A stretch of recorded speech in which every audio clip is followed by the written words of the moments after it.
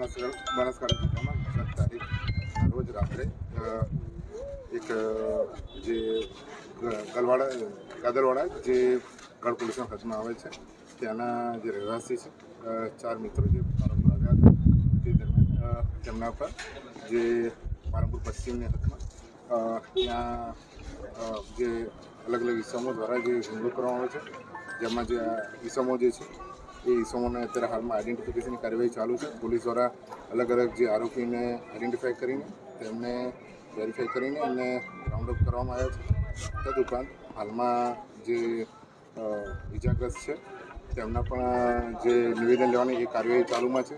તદુપરાંત બનાસકાંઠા પોલીસ દ્વારા આ આખા ઘટનાક્રમ બાબતે અલગ અલગ 8 જેટલી ટીમોનું બનાવીને જેમાં ખાસ કરીને સાયબર ક્રાઇમ ટીમ, એલસીબીની ટીમ, પાલનપુર પશ્ચિમ, પાલનપુર પૂર્વ, પાલનપુર તાલુકા, ઇવન ગઢ પોલીસ સ્ટેશનની ટીમ તેમજ છાપી પોલીસ સ્ટેશનની ટીમ અલગ અલગ જે હ્યુમન રિસોર્સિસના આધારે, ટેકનિકલ રિસોર્સિસના આધારે આરોપીઓને પકડવાની કાર્યવાહી ચાલુ છે.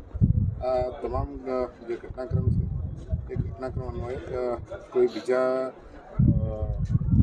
પગલાં લેવાના થશે તો તે બાબતે પણ તે મરણજના તેમના પરિવારજનો અને તેમને સાથે રાખીને એમને ન્યાય મળે અને ઝડપથી ન્યાય મળે અને તમામ આરોપી પકડાઈ જાય એ માટે બનાસકાંઠા પોલીસ હાલમાં કાર્યરત છે. તો ઘટનાના કોઈ સીસીટીવી ફૂટેજ સામે આવે છે?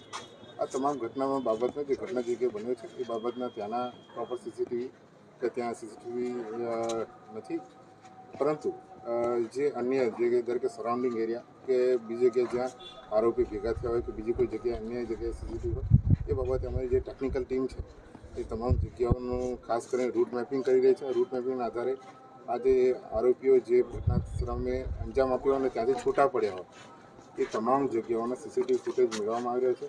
અત્યારે હાલની તારીખમાં બનાસકાંઠા પોલીસ દ્વારા અલગ અલગ જગ્યાઓના જે સીસીટીવી ફૂટેજ છે એનું એકત્રીકરણની કામગીરી બી ચાલી રહી છે.